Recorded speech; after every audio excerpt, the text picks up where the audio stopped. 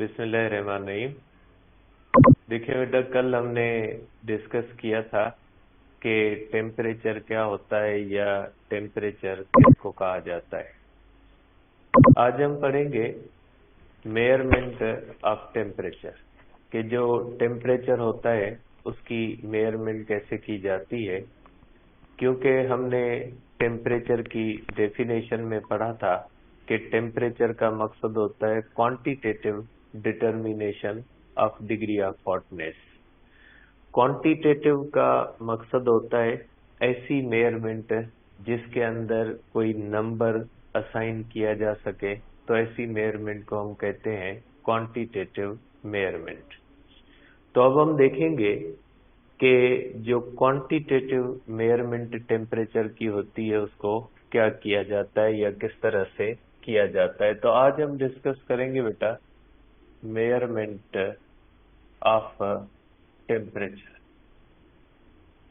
Measurement of temperature के temperature की measurement किस तरह से की जाती है, जिसको थर्मामेट्री भी कहा जाता है। अब इसके अंदर जो सबसे पहली चीज आपको समझनी है वो ये होती है कि थर्मामेट्रिक प्रॉपर्टी क्या होती है। थर्मामेट्रिक प्रॉपर्टी क्या है या थर्मामेट्रिक प्रॉपर्टी किसको कहा जाता है। देखिए, थर्मामेट्रिक प्रॉपर्टी का मकसद होता है ऐसी प्रॉपर्टी जो तब्दील हो टेम्परेचर के तब्दील होने से। क्योंकि किसी भी चीज की जो मेजरमेंट की जाती है वो किसी न किसी प्रॉपर्टी से की जाती है। जैसे फॉर एग्जांपल न्यूटन का लॉ कहता है कि when force is applied acceleration is produced. अब किसी भी बॉडी के ऊपर कितनी फोर्स लग रही है उसकी मेजरमेंट की जाती है उस एक्सीलरेशन से, जो एक्सीलरेशन वो फोर्स किसी भी बॉडी के अंदर प्रोड्यूस कर रही है। जैसे मास है, मास के अंदर इनर्शिया है और inertia is measurement of mass. इस तरह से आपको पता है कि हमेशा किसी भी चीज की जो मेजरमेंट की जाती है वो उस चीज की वजह से किसी कोई पैदा होने वाला जो इफेक्ट है उसे की जाती है। तो जो टेम्परेचर की मेजरमेंट की जाती है वो हमेशा थर्मामेट्रिक प्रॉपर्टी से की जाती है। तो ये थर्मामेट्रिक प्रॉपर्टी क्या होती है। अब थर्मामेट्रिक प्रॉपर्टी को आप कहोगे कि property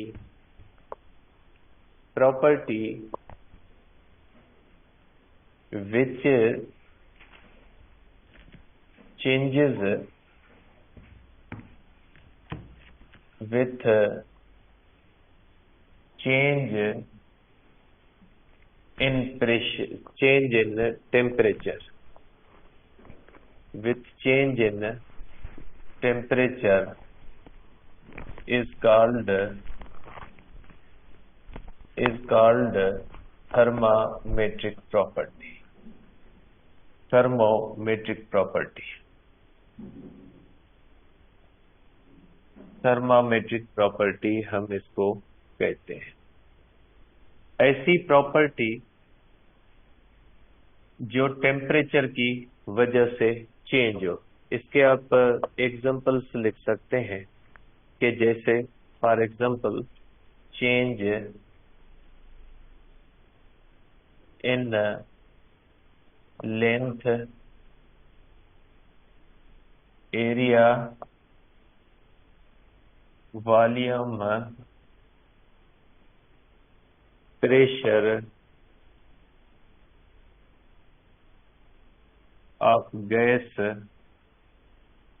at constant volume etc। इसके सिवा भी बहुत सारी चीजें हैं जिनको आप थर्मामेट्रिक प्रॉपर्टीज कहते हैं। तो थर्मामेट्रिक प्रॉपर्टी का मकसद होता है ऐसी प्रॉपर्टी जो चेंज हो with the change of temperature. जैसे गैस होती है उसका कांस्टेंट वॉल्यूम रख के उसका टेम्परेचर बढ़ाएंगे, उसका प्रेशर जो होगा वो बढ़ जाएगा। जैसे थर्मल एक्सपेंशन होती है, जब चीजों को गर्म किया जाता है तो उनकी लेंथ, एरिया या वॉल्यूम चेंज होता है। तो ये सब की सब जो प्रॉपर्टीज होती हैं, इनको हम थर्मामेट्रिक प्रॉपर्टीज कहते हैं। कोई भी ऐसी प्रॉपर्टी जो चेंज हो with the change of temperature, तो ऐसी प्रॉपर्टी को हम थर्मामेट्रिक प्रॉपर्टी कहते हैं। ठीक है, तो ये जो प्रॉपर्टीज होती हैं, इनकी बुनियाद पे हम टेम्परेचर को चेंज करते हैं। जैसे आपको पता है कि डिफरेंट टाइप्स ऑफ थर्मामीटर्स होते हैं। थर्मामीटर की डेफिनेशन आपको पता है, कोई भी ऐसा छोटा सा डिवाइस जो टेम्परेचर को मेयर करने के लिए इस्तेमाल किया जाए, उसको हम कहते हैं कि ये थर्मामीटर है। थर्मामीटर हमेशा थर्मामेट्रिक प्रॉपर्टी इस्तेमाल करता है फॉर मेयरमेंट ऑफ टेम्परेचर। जैसे हमारे पास जो आम क्लिनिकल थर्मामीटर होता है, जिसके अंदर हम फीवर जो है वो मेयर करते हैं, तो ये एक ऐसा थर्मामीटर होता है जिसके अंदर मर्करी या अल्कोहल फिल्ड होता है। तो ये जो मर्करी या अल्कोहल होता है, ये गर्म होने से इसका वॉल्यूम जो होता है वो बढ़ता है और हमें पता लगता है कि इतना टेम्परेचर है। या इसको हम कहते हैं लिक्विड इन गिलास थर्मामीटर। ये जो कॉमन थर्मामीटर होता है जिसके अंदर मर्करी या अल्कोहल डाला जाता है, तो ऐसे थर्मामीटर को हम कहते हैं लिक्विड इन गिलास थर्मामीटर। और लिक्विड इन गिलास थर्मामीटर के अंदर लिक्विड डाला जाता है और गर्म करने से लिक्विड के अंदर उसके वॉल्यूम की एक्सपेंशन आती है। ठीक है, और दूसरे ऐसे होते हैं जैसे प्लाटिनम रेजिस्टेंस थर्मामीटर होता है। Resistance, change of resistance is also thermometric property, क्योंकि आपको पता है कंडक्टर का टेम्परेचर बढ़ने से उनकी रेजिस्टेंस जो होती है वो चेंज होती है। तो आप कहोगे कि ये भी एक जो है वो ऐसी प्रॉपर्टी है जो प्रेशर के चेंज होने के टेम्परेचर के चेंज होने की वजह से चेंज होती है। तो ये जो प्लाटिनम रेजिस्टेंस थर्मामीटर्स होते हैं, ये रेजिस्टेंस के चेंज की थर्मामेट्रिक प्रॉपर्टी इस्तेमाल करते हैं। तो कोई भी थर्मामीटर हो, कांस्टेंट वॉल्यूम गैस थर्मामीटर होता है, कोई भी थर्मामीटर हो, वो हमेशा थर्मामेट्रिक प्रॉपर्टी का इस्तेमाल किया जाता है। ठीक है, अब ये जो होता है कि आप कहोगे कि temperature is always temperature is measured, ठीक है, temperature is measured by using thermometric property।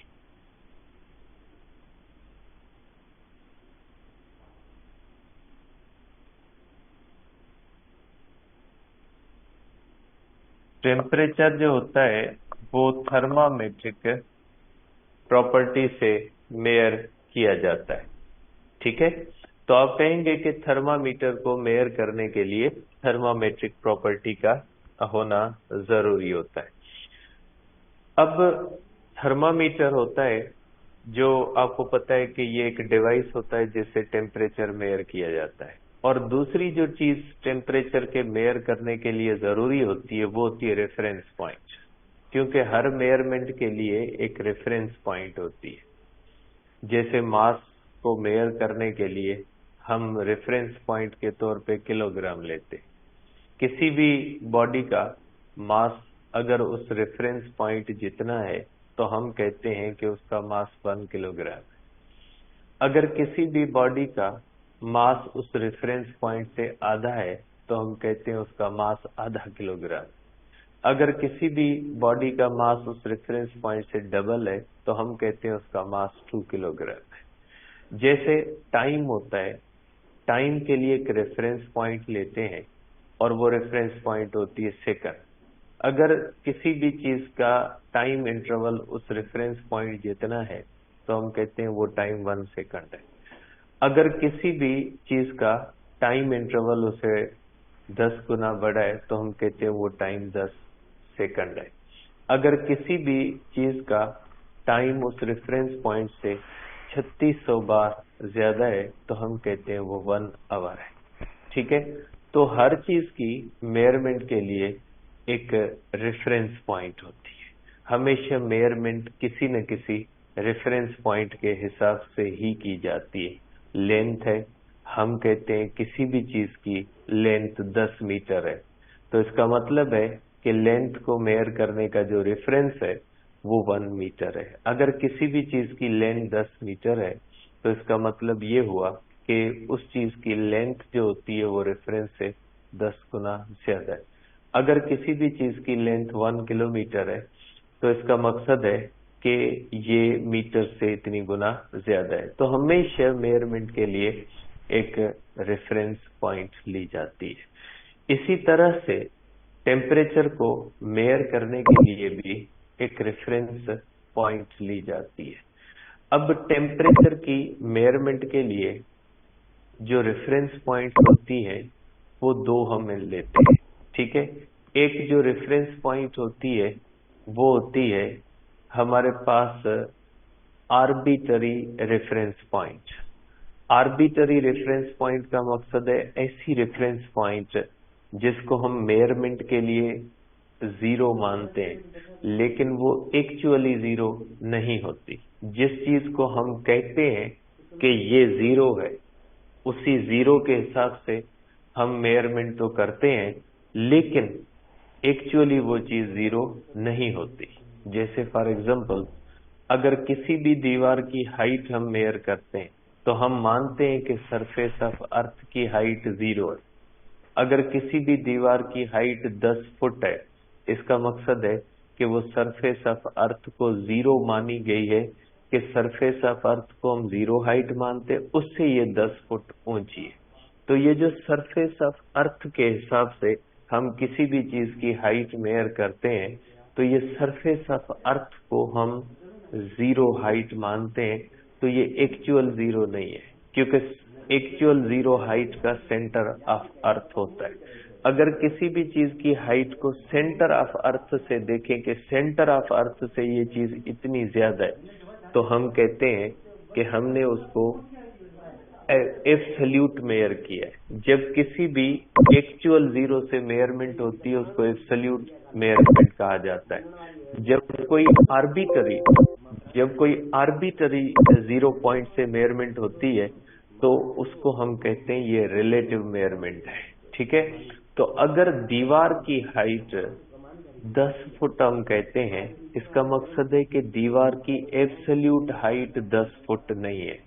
इसका मतलब है दीवार की रिलेटिव हाइट 10 फुट है, means as compare to the surface of earth ये 10 फुट ऊंची है। लेकिन उसकी एक्चुअल हाइट कितनी होती है? 6400 किलोमीटर।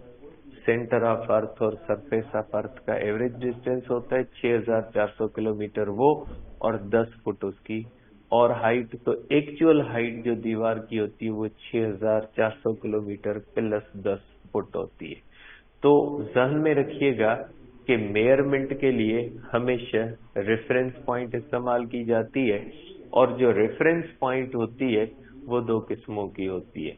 एक होती है आर्बिटरी 0। ठीक है, आर्बिटरी 0 का मकसद होता है ऐसी 0 जो एक्चुअली 0 नहीं है लेकिन हम उसको अपनी मेजरमेंट के लिए 0 मानते हैं। जिसकी मैंने आपको मिसाल दी कि सरफेस ऑफ अर्थ को हम 0 हाइट मानते हैं लेकिन एक्चुअली सरफेस ऑफ अर्थ कोई भी 0 ऑफ हाइट नहीं होती।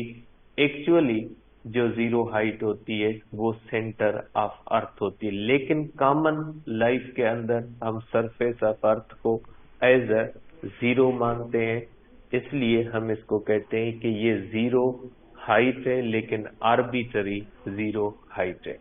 इसी तरह से टेम्परेचर के अंदर भी हम 2 रेफरेंस पॉइंट लेते हैं, एक एब्सोल्यूट 0 और एक आर्बिटरी 0। ठीक है, अब एब्सोल्यूट 0 कहाँ पे होता है और आर्बिटरी 0 कहाँ पे होता है, इसके बारे में आपका माइंड क्लियर होना चाहिए। आर्बिटरी 0 हम लेते हैं temperature of the ice, freezing point of pure water. जहाँ पे प्योर वाटर जो होता है जिसमें किसी भी किस्म की और इम्प्योरिटी ऐड ना हो, अगर प्योर वाटर जिस टेम्परेचर पे फ्रीज होना शुरू होता है ऐसे टेम्परेचर को हम कहते हैं freezing point of pure water. तो ऐसा टेम्परेचर जिस टेम्परेचर पे प्योर वाटर फ्रीज हो, ऐसी पॉइंट को हम कहते हैं जीरो टेम्परेचर का। लेकिन ये जो जीरो टेम्परेचर का है ये एक्चुअली जीरो नहीं है, ये सरफेस ऑफ हाइट की तरह जीरो है। ऐसा नहीं होता कि जब पानी फ्रीज होता है उसके मॉलिक्यूल्स की वाइब्रेशन खत्म होती है, उसके मॉलिक्यूल्स की वाइब्रेशन होती है, उस चीज के अंदर स्टिल टेम्परेचर होता है। लेकिन हम अपनी मेजरमेंट के लिए उसको फ्रीक्वेंटली एज ए जीरो इस्तेमाल करते हैं। तो ये जो freezing point of pure water है जिसको हम 0 डिग्री सेल्सियस कहते हैं, ये जो होता है ये एक आर्बिट्ररी जीरो होता है। ऐसा नहीं होता कि आइस के अंदर टेम्परेचर नहीं होता, आइस का टेम्परेचर नहीं होता। आइस के अंदर भी मॉलिक्यूल्स वाइब्रेट कर रहे होते हैं और आपको पता है कि टेम्परेचर का जो ताल्लुक होता है वो average kinetic energy of molecules होता है। जब तक किसी भी बॉडी के मॉलिक्यूल्स की एवरेज काइनेटिक एनर्जी जीरो नहीं होगी तब तक उस बॉडी का टेम्परेचर एक्चुअली जीरो नहीं होगा। तो आइस के अंदर भी स्टिल उसके मॉलिक्यूल्स जो होते हैं वो वाइब्रेट कर रहे होते हैं, इसलिए आप कहेंगे कि उसके अंदर भी स्टिल टेम्परेचर होता है। लेकिन जो freezing point of pure water होती है एट 1 एटमॉस्फेरिक प्रेशर, याद रखिएगा कि ये जो प्योर वाटर की फ्रीजिंग पॉइंट होती है इसका ताल्लुक प्रेशर के साथ होता है। प्रेशर जो होता है आपको पता है बॉइलिंग पॉइंट और मेल्टिंग पॉइंट के ऊपर जो होता है वो इस तरह से जो है वो असरअंदाज होता है। इसलिए अगर किसी भी वाटर का प्रेशर 180 m हो और उसका टेम्परेचर अगर हम 0 डिग्री सेल्सियस करें तो ये freezing point of pure water कहलाती है। तो freezing point of pure water जो होती है वो आर्बिट्ररी जीरो पॉइंट होती है फॉर मेजरमेंट ऑफ टेम्परेचर। ठीक है, तो आप कहोगे कि जो फ्रीजिंग पॉइंट ऑफ वाटर है, आप कहते हैं freezing point of pure water, freezing point of pure water is considered as arbitrary 0 point for measurement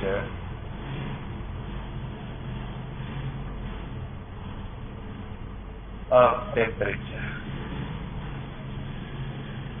ठीक है, ये एक्चुअल जीरो नहीं होता, ये आर्बिट्ररी जीरो होता है। तो आप कहोगे कि freezing point of pure water is considered as an arbitrary zero point for the measurement of temperature. ठीक है, अब आपको पता है कि ये जो जीरो जो हम लेते हैं या ये जो हम आर्बिट्ररी रेफरेंस पॉइंट लेते हैं ये 180 m प्रेशर पे होती है। ठीक है,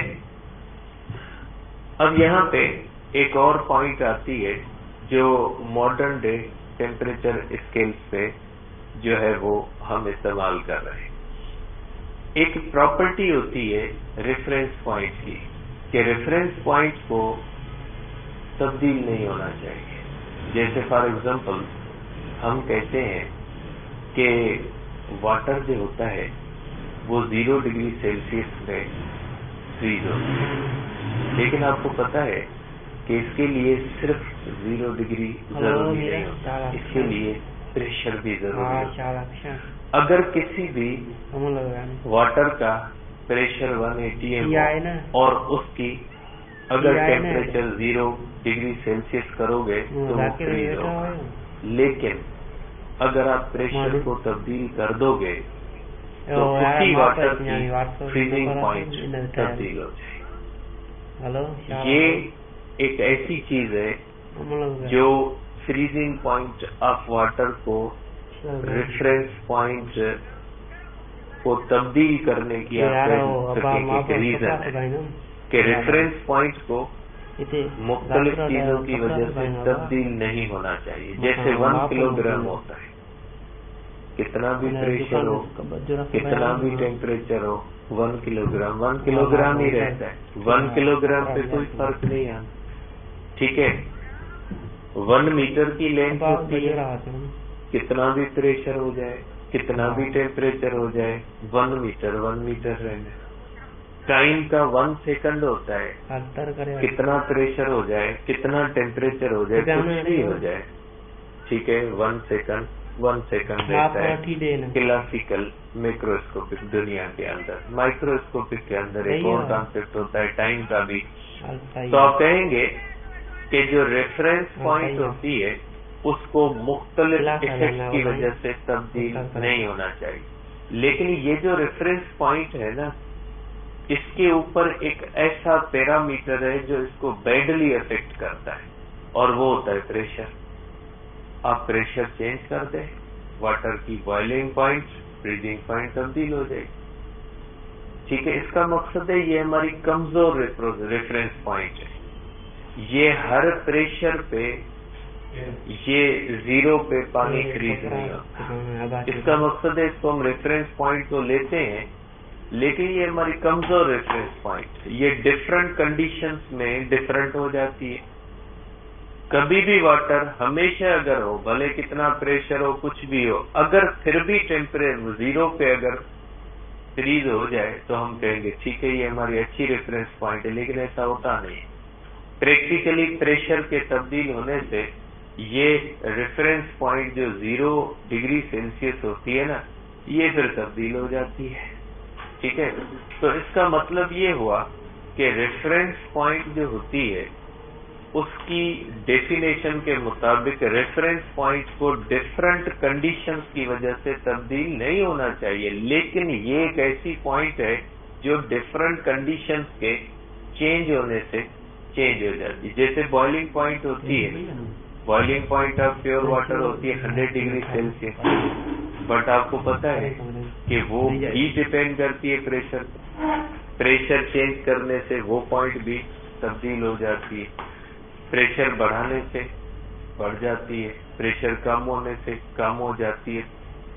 तो आप कहेंगे कि बॉइलिंग पॉइंट भी एक आर्बिट्ररी पॉइंट है, क्योंकि ये जो हम माइंड में बना के बैठ जाते हैं कि पानी हमेशा 0 पे फ्रीज होगा, पानी हमेशा 100 डिग्री सेल्सियस पे बॉयल होगा, ऐसा नहीं होता। ये प्रेशर डिपेंडेंट चीज। इसीलिए आजकल हम इसको एज अ रेफरेंस पॉइंट नहीं लेते। आजकल थर्मामीटर के अंदर आपके बुक में स्टिल यही रेफरेंस पॉइंट लिखी हुई है। ठीक है, आपके बुक में यही रेफरेंस पॉइंट लिखी हुई है, लेकिन ये रेफरेंस पॉइंट एक ऐसी रेफरेंस पॉइंट है जो किसी और चीज की मोहताज है, और वो प्रेशर है। प्रेशर के तब्दील होने से बॉइलिंग पॉइंट भी तब्दील हो जाती है और फ्रीजिंग पॉइंट भी तब्दील हो जाती है।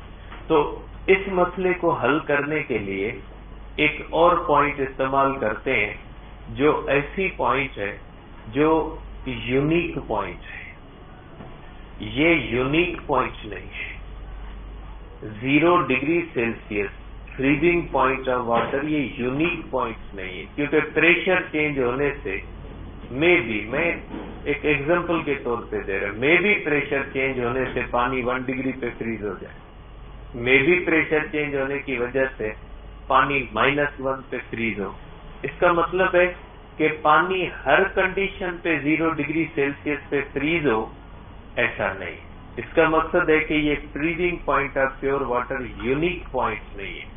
तो हमें रेफरेंस पॉइंट के लिए एक यूनिक पॉइंट चाहिए, और वो ऐसी पॉइंट हो जो कुछ भी हो हमेशा वही रहे, उसके अंदर किसी भी किस्म की तब्दीली ना। जैसे मास का किलोग्राम होता है ना, वो किलोग्राम ही होता है। ठीक है, मूव करने कैसे हो, आपको पता है इसके अंदर भी मूव करने से मुख्तलिफ मसले आते हैं, लेकिन मैक्रोस्कोपिक दुनिया के अंदर कोई तब्दीली इस मास के 1 किलोग्राम में नहीं आती। मीन्स मास का जो 1 किलोग्राम की रेफरेंस पॉइंट है यूनिक है। तो इसी तरह से आप कहेंगे कि हमें एक यूनिक पॉइंट ढूंढनी पड़ेगी, जो ऐसी यूनिक पॉइंट होगी जिसकी जो हमेशा एक जैसी रहेगी। प्रेशर को कुछ भी, उसके अंदर प्रेशर को भी हम फिक्स कर देंगे और उसको उसमें तब्दीली नहीं आती, डिफरेंट फैक्टर्स की वजह से उसमें तब्दीली नहीं आती। तो ऐसी पॉइंट को हम कहते हैं triple point of water. Triple point of water. अब ये ट्रिपल पॉइंट ऑफ वाटर होती क्या है? ट्रिपल पॉइंट ऑफ वाटर का मकसद है कि पॉइंट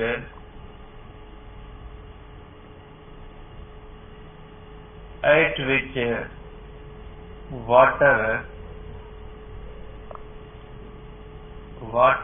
can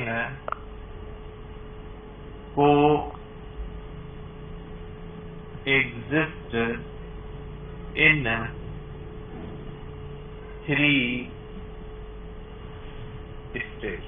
बहुत ही इंटरेस्टिंग पॉइंट है कि ऐसी पॉइंट जिस पॉइंट पे वाटर एक साथ तीनों स्टेट्स में को एग्जिस्ट करे। ठीक है, ये बहुत ही अजीबोगरीब और एक इंटरेस्टिंग पॉइंट है, और ये पॉइंट सिर्फ एक प्रेशर और एक टेम्परेचर पे होती है। अगर प्रेशर तब्दील हो गया, प्रेशर के तब्दील होने से ये पॉइंट तब्दील नहीं होती, टेम्परेचर होने से ये पॉइंट तब्दील नहीं होती। जैसे फ्रीजिंग और बॉइलिंग पॉइंट जो होती है ना, इसकी एक यूनिक वैल्यू नहीं होती। ये जो हम कहते हैं ना 0 डिग्री 180 एम पे होती। ठीक है, अगर प्रेशर आप तब्दील कर दोगे, सपोज करता हूं मैं, एक रैंडम आपको बात बताऊं। सपोज करें प्रेशर हो गया 280 एम। ठीक है, तो सपोज करें ये हो गई 1 डिग्री सेल्सियस। इसका मकसद है फिर फ्रीजिंग पॉइंट की 2 वैल्यूज हो गई, 180 एम पे 0 और 280 एम पे 1। इसका मकसद है कि फिर फ्रीजिंग पॉइंट यूनिक तो नहीं रही, डिफरेंट प्रेशर पे ये डिफरेंट होगी। लेकिन ये एक ऐसी पॉइंट है जिसमें सिर्फ एक प्रेशर और एक टेम्परेचर ऐसा होता है जिसपे ये तीनों स्टेट्स में एग्जिस्ट करेगा, को एग्जिस्ट करेगा। लेकिन अगर प्रेशर आपने तब्दील कर दिया तो भी ये पॉइंट आपको नहीं मिलेगी, किसी और प्रेशर पे ये पॉइंट आपको कभी नहीं मिलेगी, किसी और टेम्परेचर पे भी ये आपको कभी नहीं मिलेगी। इसके ये जो इसका टेम्परेचर है ये भी यूनिक है, इसका प्रेशर है ये भी यूनिक है। जैसे मैंने आपको बार बार कहा है ना कि फ्रीजिंग पॉइंट यूनिक नहीं है। 180 एम पे 0 डिग्री है, 280 एम पे कोई और होगी, 380 एम पे कोई और होगी, 480 एम पे कोई और होगी। इसका मकसद है डिफरेंट प्रेशर पे फ्रीजिंग पॉइंट की डिफरेंट वैल्यू आपको मिल सकती है। लेकिन ये एक ऐसी पॉइंट है जो एक स्पेसिफिक टेम्परेचर पे आपको मिलती है। जब किसी भी चीज का टेम्परेचर 0.1 डिग्री सेल्सियस होता है और उस चीज का वाटर का, क्योंकि हम freezing point of water consider कर रहे हैं, अगर वाटर का टेम्परेचर 0.1 डिग्री सेल्सियस है या अगर उसका प्रेशर 0.0060 ATM है, तो ये एक ऐसी कॉम्बिनेशन है प्रेशर और टेम्परेचर की कि इस टेम्परेचर और प्रेशर पे वाटर एक साथ तीनों कंडीशंस में को एग्जिस्ट करता है। अगर उससे आपने थोड़ा सा प्रेशर बढ़ाया, वाटर डायरेक्ट कन्वर्ट हो जाएगा वेपर। उससे अगर आपने थोड़ा प्रेशर कम कर दिया, पूरा का पूरा वाटर जो होगा वो सॉलिड में चला जाएगा। ठीक है, ये बहुत इंटरेस्टिंग पॉइंट है, इसको कल डिस्कस करते हैं, टाइम हो गया तो इंशाल्लाह इसको कल डिस्कस करते हैं कि ये ट्रिपल पॉइंट होती क्या है और किस टेम्परेचर पे और किस प्रेशर पे हमें ये यूनिक पॉइंट मिलती है जिसको हम टेम्परेचर की मेजरमेंट के लिए इस्तेमाल करते हैं, और किसी भी चीज का टेम्परेचर जो मेजर किया जाता है वो इसी पॉइंट से मेजर किया। ठीक है, कल डिस्कस करते हैं।